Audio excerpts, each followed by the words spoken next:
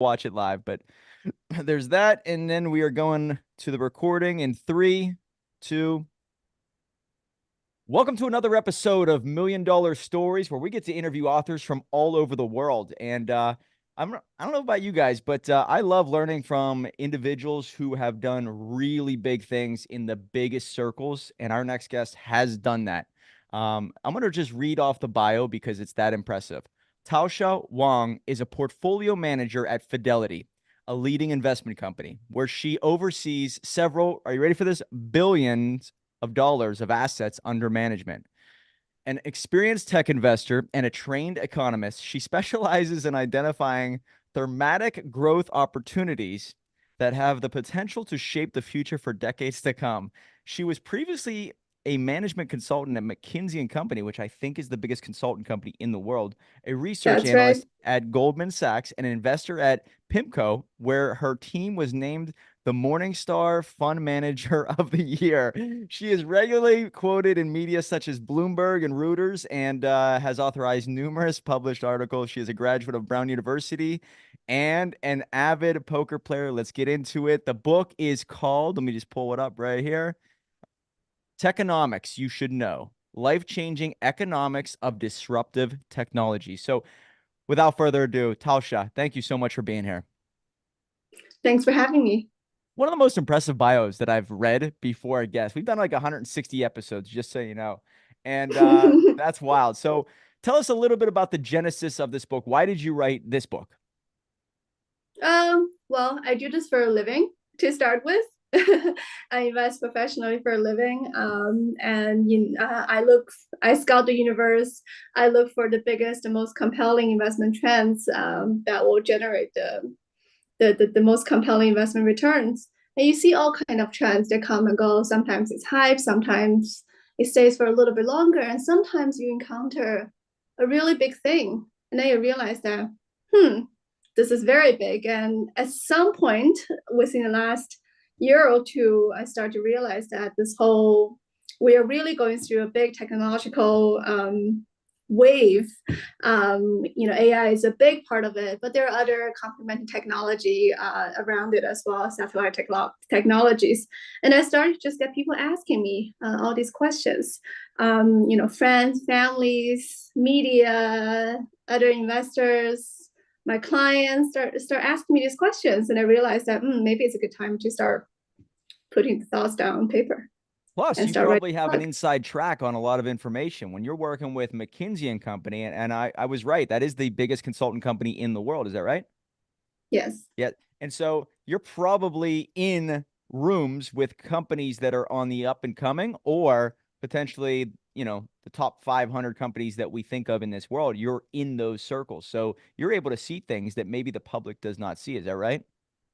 Yeah, definitely. Well, the McKinsey career is oftentimes advertised as a way to think like a CEO.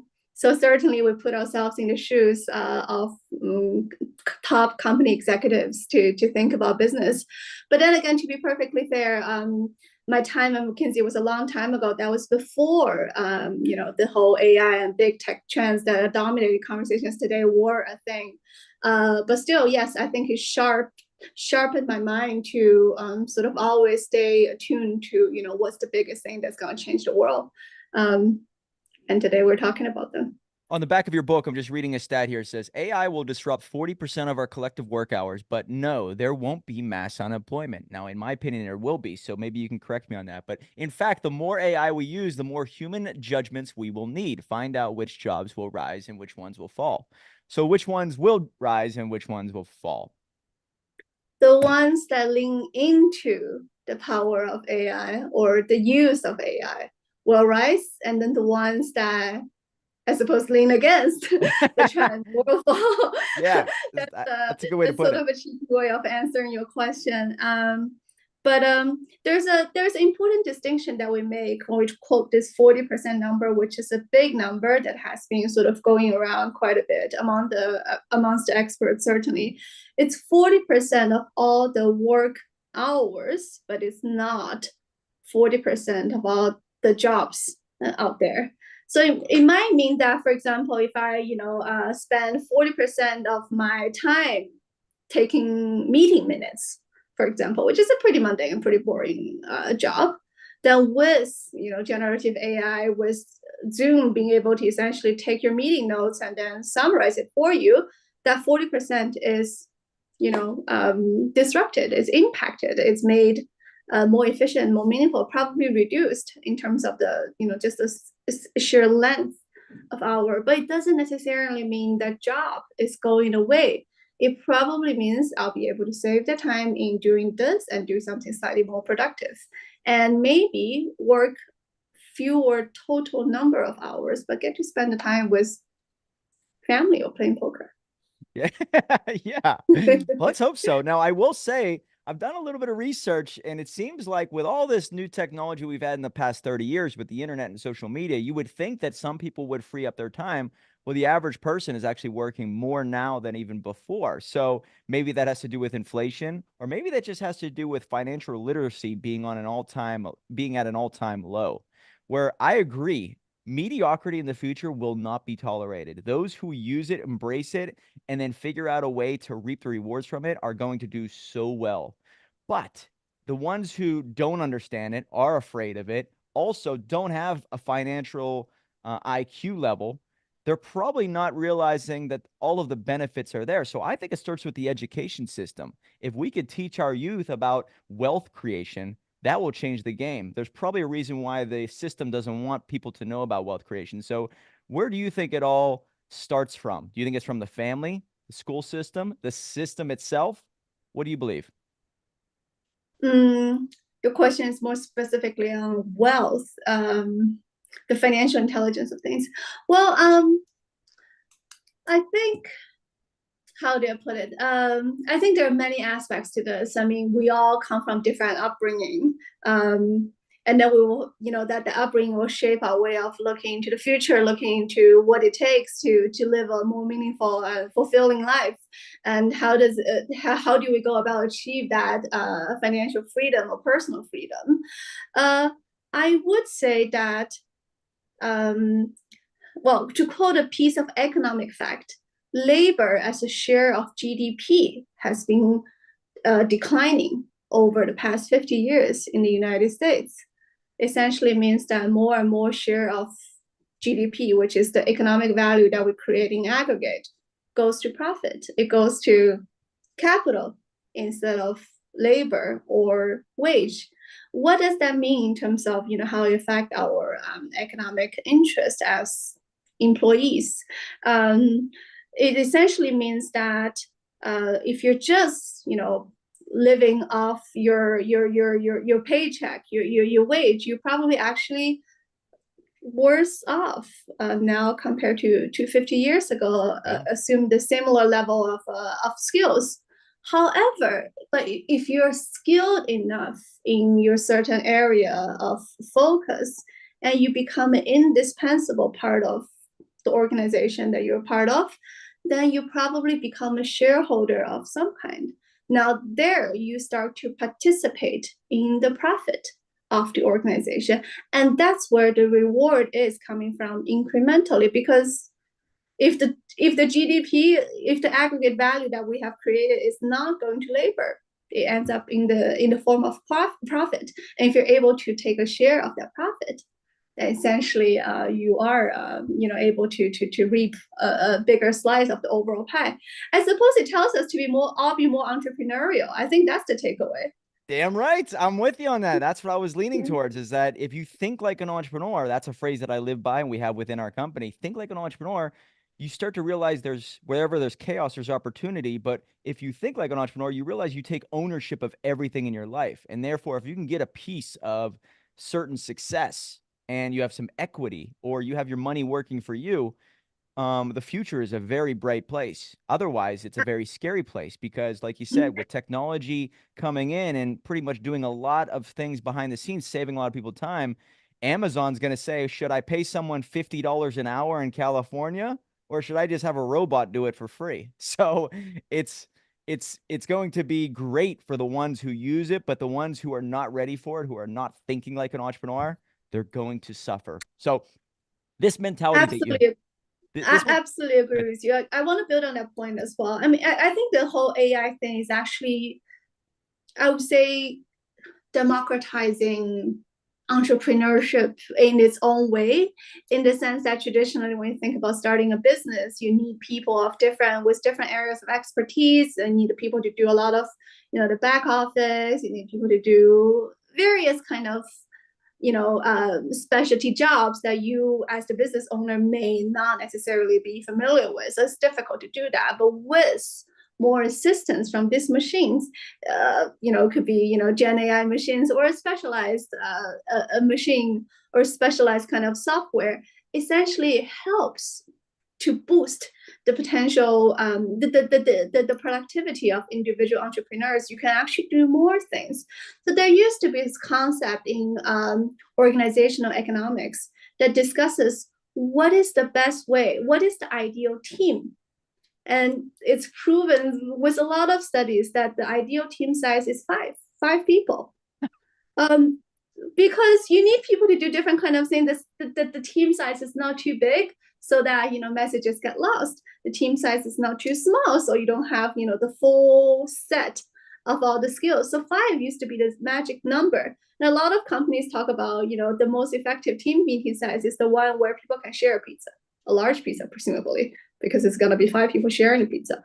But with these new technologies, especially AI, it's going to change that, because you can utilize more, more of this machine intelligence to facilitate you with ideas. Now, yes, I mean, I think it's two sides of the same coin. You can argue some of that less creative, more mundane, more repetitive job is going away, such as if you're a professional note taker and the meeting summarizer, then yes, that job is going away. But on the flip side, if you're a business owner who really needs to get things done, really need to, streamline your process, and then be able to utilize different kinds of talent, then it's actually very productive, and then it really lowers the threshold for becoming an entrepreneur.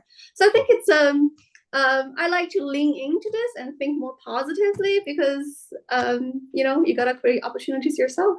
I love that. Yeah, everything you just said, I totally agree with. And I think the greatest thing that's going to come from all this technology is that it's going to disrupt the education system here in the United States. I believe we're starting to see a migration towards homeschooling.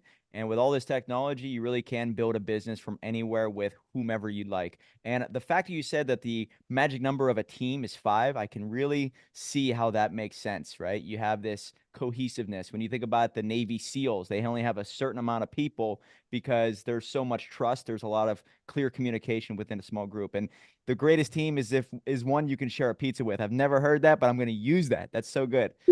This mentality that you have, right? Maybe share a pizza with your team today. Yeah, I think so. It's a Friday, and that might be a great idea. So, and they're listening. I guarantee they're listening and they're liking that idea.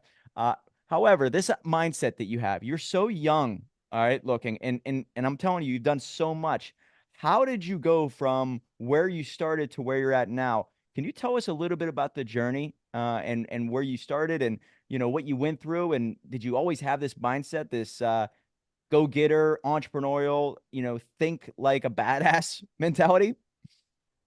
No, never actually. Well, I was a good student growing up, and being a good student is actually sometimes anti-entrepreneurial, because if Whoa. you just get good grades, and then you have a good paying job waiting for you, and then you just sort of always fall in line, because you don't have to get too creative. If you can work for the you can work for the number one consulting company in the world, then you don't necessarily have to be the most risk taking and the most entrepreneurial person out there. But I think entrepreneurial spirit is something that grows on you. It also comes, for me, I don't know, could be a woman as it could be a woman mentality as well. It grows on you. I become more entrepreneurial in areas that I'm more familiar with, that I have more expertise in, where I start to believe that I have a unique perspective or unique edge. And that doesn't, it doesn't happen on day one. I know people who are a lot more aggressive or risk, not the opposite of risk averse, just risk Risk pro, I taking. suppose. Yeah. Risk. Risk taking, Yeah. like, so they view not just risk taking, but they're drawn to risk. Like, risk is a good thing. I've known those people. I am not naturally one of them, but over the years, I just, grow my expertise in different positions, different companies by talking to different people, CEOs, and then you start to develop your expertise, and then and then you start to find the conviction and start to become entrepreneurial. Another thing is to just play more poker. That helps. All right. I'm glad you have this in your bio because the personality shines through the moment I see that. And I will tell you, when I first started a business in 2008, I was the worst poker player. I got beat by all my friends all the time. Okay. Give me about 3 or 4 years, maybe let's just say, all right, 8 years, I would say, in the entrepreneurial game. I started to become way more of a I guess I could read personality, read body language. I can Yeah. gauge things a lot easier. So 8 years after I started my first business, we started playing again. And I was kicking everyone's ass. I started winning after winning after winning. And it was because like my hands were steady, right? I was Mm-hmm. able to look at whatever was on the table and not flinch. And so Yeah. entrepreneurship makes you a better poker player, which means that there are certain skill sets that you can apply to everywhere in life as an entrepreneur. And I'm assuming you kind of have felt the same way, right? So tell us a little bit about number one, your love of poker player, and does what I say equate to your life in any way? Um, well, first of all, we're never gonna play poker together between you and me because you seems to be kicking everybody's ass that Well, I haven't played for a long you're time. Not a playing with. gambler now. I'm like, all right, I The beat my important friends. I've upgraded my skill set. Let's go make more money in the business world. So I don't play anymore, just so you know. Okay, you're very modest about it. Um, I I want to make this point about playing poker. It's really about that judgment on people that you mentioned, the ability to read people, the ability to keep your own cool, and to to gather information but not give too much. All of that is an intrinsically human experience. It is so deeply it's so deeply emotional, but also intellectual at the same time. And then we started this podcast by discussing, what kind of jobs will rise and what kind of jobs will fall. I gave a cheeky answer, but also meant I also meant it. The jobs. There are a lot of skills that involve uniquely human sort of skill set or capabilities that will never be taken away by AI. In fact, the more AI we use, because AIs they generate these, whether it's image, whether it's text, whether it's video these days, or a recommendation, some kind of algorithm, but they don't have that final layer of human judgments on them. And that's why we recently start to see some pretty how do I put it, AI produced content that just utterly lacks common sense. Give it to any ordinary person, they will laugh at the result. But then it has gone through probably the most, very scientifically sophisticated AI product. That just tells you that, the human judgment, our intuition, our ability to tell whether something is right or wrong without necessarily going through a very explicit reasoning process. The feeling that we just know is something that's so uniquely human. The ability to play poker in the way that you described is a very human skill. So, and then to be able to enjoy it is also a uniquely human experience. So, we have all these rise of technology that seems so scary, but there's the whole advocacy of developing technologies that truly work for human. And then I think that goes to making our life a human-centric life better, and then fundamentally could serve the human purpose to do greater and better things. For example, pursue the entrepreneurial dream that you You seem to be a very efficient individual, and I just love learning about. I get to interview entrepreneurs pretty much every day of my life, and I just love learning about their habits and their schedules. What's an average day look like for you? Uh, well, I wake up, I start reading the news. If it's a very bad overnight news slash market, then I get ready faster for the office. If not, then I do my normal pace and then I go to work and then I start thinking about, the trades of the day, the research I want to do for the day. Uh, Hopefully the day is not too hectic, but there are very hectic days because I work in the market. I work in the secondary market, meaning the flashing lights on the screen that will affect how I conduct my business of the day. So that really is not something that is predictable. So going to the office, expect the unpredictable. Where at? Expect the Where are un you located? I would think you travel all over all the time, but maybe I'm wrong I about that. do. I do travel all over the world. I work primarily out of Hong Kong right now. I used to work in California and Hong Kong. I've traveled to, my work has taken me to the most interesting places in the world. I've been to India, I've been to Mongolia, I've been to a lot of places in Europe as well. Fascinating countries, fascinating places, fascinating industries, and you meet people, frankly, from all lines of business, entrepreneurial people in different parts of the world and different lines of business. It's just being an investor gives you that privilege to talk to people and cut to the chase because hey, we're talking about money. Better get serious. Yeah, yeah, I would think there's no nonsense with you. You basically know how to uh communicate what you're looking to do, how you can help, and what you're trying to benefit from. So yeah, I think that's it. I mean, just being a great communicator puts you in many different rooms, and I can tell you are one of those. So it seems like when you say the trades, are you basically just understanding the market? So you're always just you're right now managing still tons of money, right? And so Mm. are you like you're very active, right? It's not a buy and hold. It's very day trading mentality. Is that right?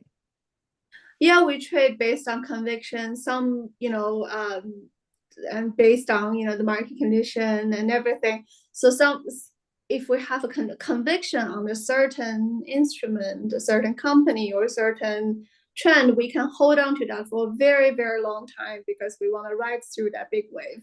But sometimes, conviction changes, market changes, unexpected news come up, and then we can flip out of the position very quickly. So it is a full spectrum of um, investing in all kinds of market conditions. So Were you yeah, a, we're not married to a particular timeline.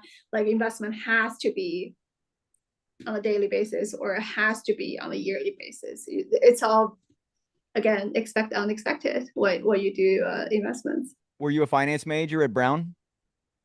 I was an economics major at Brown. I Got it. wasn't a finance major there. Got it. Okay. Yeah, I was a finance Finance is major. supposed to be this professional skill that you pick up once you get into the real world. It's a real world trade. So you've been Yeah. in some big circles. Is there any entrepreneur, any leader that really stands out as a great mentor, somebody you look up to, or somebody who really impressed you? Hmm. My husband. Yeah. Is he in the space also? Yeah, well, yes, he very much is. So I met him at McKinsey. So he got into McKinsey around the same time as I did. But he's a very entrepreneurial spirit. So when I said when you have a pretty good job, you don't tend to think about, oh, I have to be entrepreneurial. And I said some people just naturally have that are drawn to risks. I think he's one of those people who just, he has a natural entrepreneurial spirit to him. He ran all kind of business when he was a high school kid, and then he funded his college education with scholarship and all kind of business activities. And then he used to have this luxurious vacation to the Bahamas when he was a college kid. Because he made money from his own business. I find it amazing. He inspires me. So yeah, he still has a real proper job, but then he still is constantly looking for entrepreneurial ideas, and he connect with entrepreneurs very easily. So I admire people like that, and I know there are a lot of people What a great with answer. that kind of natural. entrepreneurial drive. I just really admire those people, and I think you seem like one of those people, Oh, it's and the you deal ultimate with these adventure. people. Yeah, it's all Yeah, an adventure. I just think every day is an opportunity to better yourself, which means if you better yourself, you become more valuable to the marketplace, and therefore there are no limitations, and that's the entrepreneurial spirit. So, uh, but you do talk about, I want to get to this, and by the way, great answer, and shout out to your husband for obviously doing something well, right? The entrepreneurial spirit obviously is doesn't go unnoticed. But you talk about the supply of Bitcoin. Bitcoin, I believe, is at Hmm. 62,000 right now. It's only, Yeah, I mean, I think give or take. Yeah. it's going to get crazier and crazier. I personally do not know. I'm 39 years old. I don't know if I will see the true benefits of Bitcoin. Yes, I have a little bit. I'm in the Hmm. crypto space, but I think Yeah. if you buy now and it becomes an asset that you maybe give to your grandkids, it will be Hmm. unbelievable wealth. But I don't know if I'll be able to see the true benefits of it. So, what's your view on crypto and Bitcoin? You have a few things here that you mentioned, so I just want to give you the floor and pretty much give your outline on it. Yeah. Do we have a whole day? Yes. I Give us the Cliff Notes version. uh, I think Bitcoin is a very interesting financial instrument. It represents a different technology. It was born out of the global financial crisis. It represents a rethink of what money means and who can issue the money and how should the money be used. So I think that its birth itself is already a very significant milestone in human financial history. Um, the true benefit of Bitcoin, I mean, it's an extremely volatile asset. It can go up a lot, it can go down a lot. So I wouldn't be so sure that you wouldn't necessarily see the benefit of owning the Bitcoin. You make Bitcoin sound like this, time deposit that you put in there. It Yeah. just gives you unexciting return, but frankly the thing is all anything but unexciting. So I'm sure you will see any investors in this in this asset should expect a lot of up and down. um I think this asset class is also interesting, especially right now we're at a time when, Bitcoin can be purchased as, ETF in the US. It's a new development in the United States, and it's part of the reason that's driving a Bitcoin price to new highs. I think we need to recognize, by design, it is something that is different from the traditional financial assets. And it still retains some of its characteristics of being different. And if you were to put it in a more statistical or more professional way, it's less correlated with, for example, other asset classes. What does it mean is that when everything goes up, it doesn't necessarily go up at the same time, but more importantly, when everything goes down, it doesn't necessarily go down at the same time. And as professional investors, we're always looking for that uncorrelatedness when you try to diversify your portfolio. It is the simple logic of do not put all your eggs in one basket. Oh, no doubt. So if this is a slightly different basket, then it has its natural intrinsic value. So I would say you probably wouldn't have to wait until your grandkid to see the excitement of Bitcoin. There will be a lot of up and down ahead of you. I think the instrument is truly a very innovative step in human financial history. And I think there's probably some value to owning at least a small part of it in your broader overall portfolio, just because it represents something so different. It represents another basket. Mm-hmm.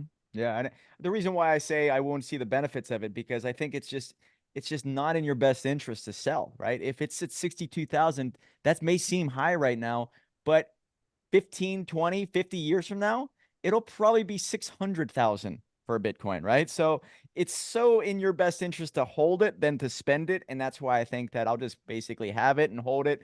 And I'll continue to use our, what, the fiat money as my currency because I think the dollar's going down, and if you start to see what's out there, the market is fighting back with things like Bitcoin, and it's in everybody's best interest to kind of understand that technology in the blockchain. So you've been around the big wigs, you're in some big rooms.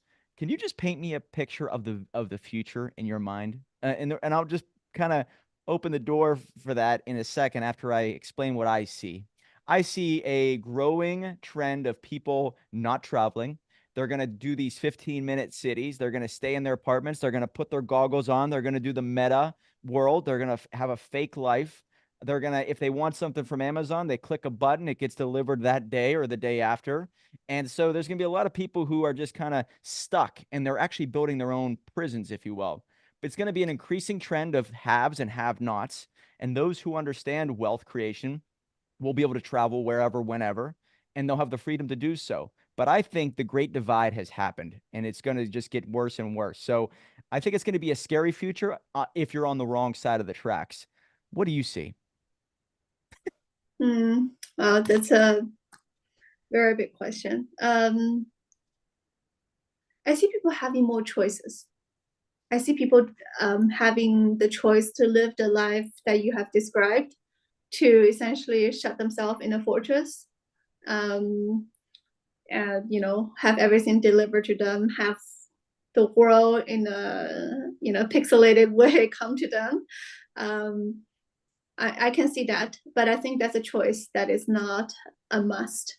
And I see other people who make use of this choice. For example, if you don't have to commute to work, what do you do with the extra time? You can sit back and lie down on your couch, or alternatively, you can make something out of the time.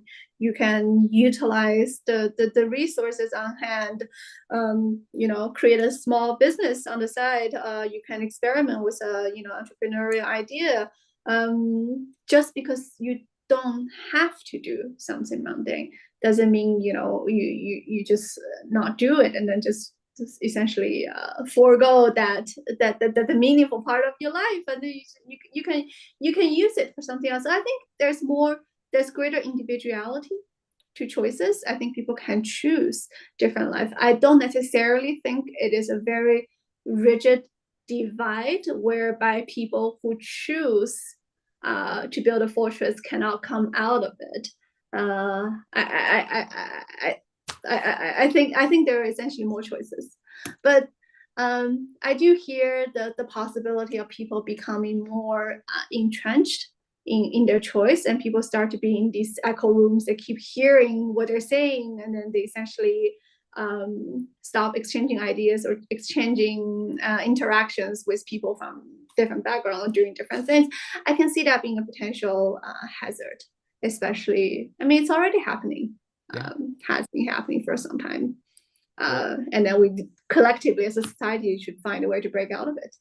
well, I just see individuals, the world is becoming more and more fake, right? I just saw a model on Instagram getting hundreds of thousands of likes and comments and makes thousands of dollars a month. But the thing is, it's not even a real person. It's an AI woman, right? So people are now coming into this life of nothing is real. And so if nothing's real, you can really build the prison walls around you and just kind of live in that fake world as long as you possibly can.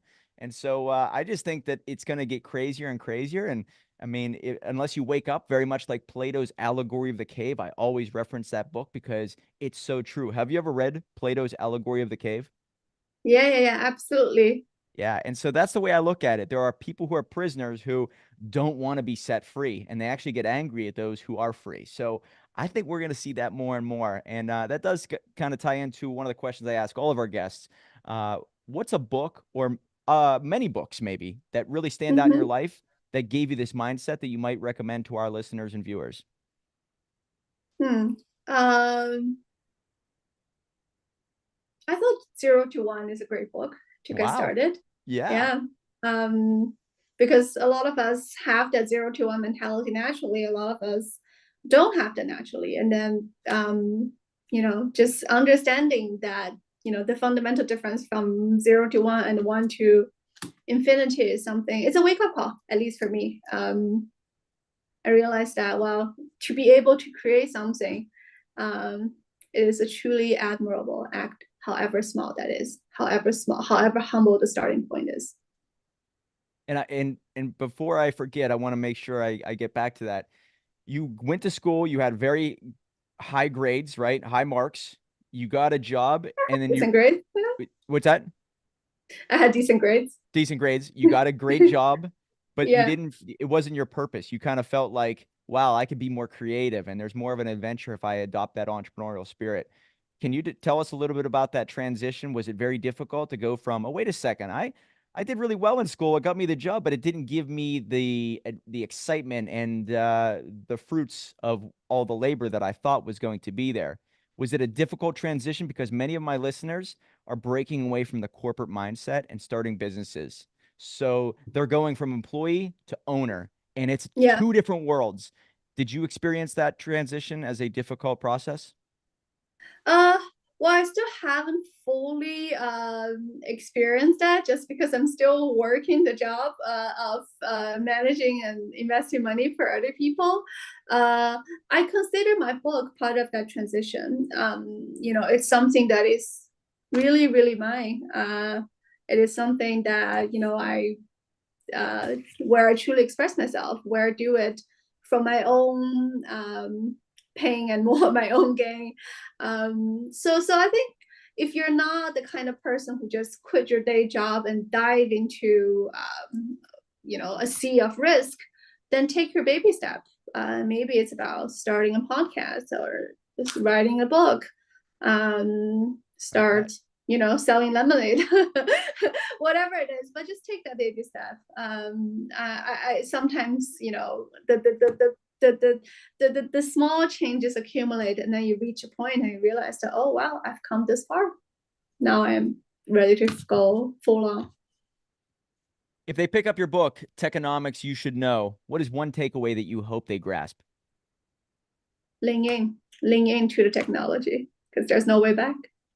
Yeah, right. And what you're saying is create digital assets too. I'm glad you brought that up. Write books, get on podcasts, get your thoughts Yeah, out of your head. Therefore, yeah. your legacy will live on. And once you lean in on it, you'll potentially benefit financially, but you will be able to free up your time. And so, whether it's using Zoom or whether it's understanding crypto, there are many options out there. We are not in the world of the 1980s anymore. I was born in 1984.